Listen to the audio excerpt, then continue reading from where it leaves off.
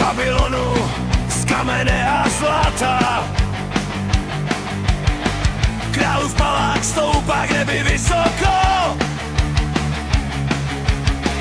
Mezi cizinci stojí jeden muž, tichý prorok s očima hluboko. Jmenuje se Daniel, muž bez strachu. Když svět se klaní zlatým modrám králů a krčí Bohu 3krát každý den. I když ví, že stíny jdou mu v patách dál.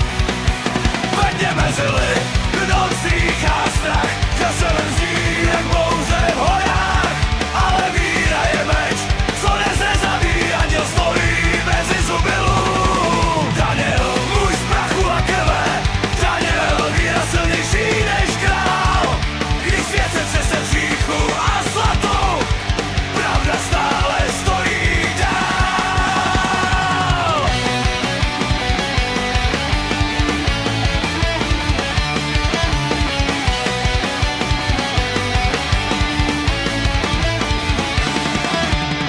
Král vydal zákon, modlit se jen jemu. Babylon je říše bez milosti, ale Daniel otevřel okna k Jeruzalému a modlil se dál tiché oddanosti.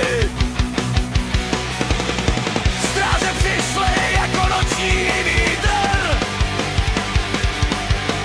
řetězy studené jak kámen hor. Hodili ho do jámy plné stínu, kde čekal hladový lví dvůr. Letně mezi lid, noc dýchá strach, ze včelem zní jak bouře v horách.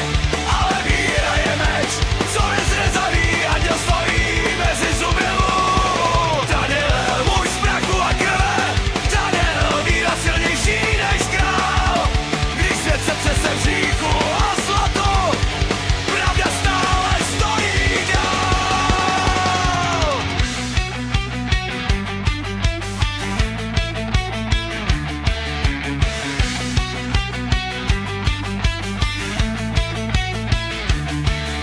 A v noci přišly vize z hlubin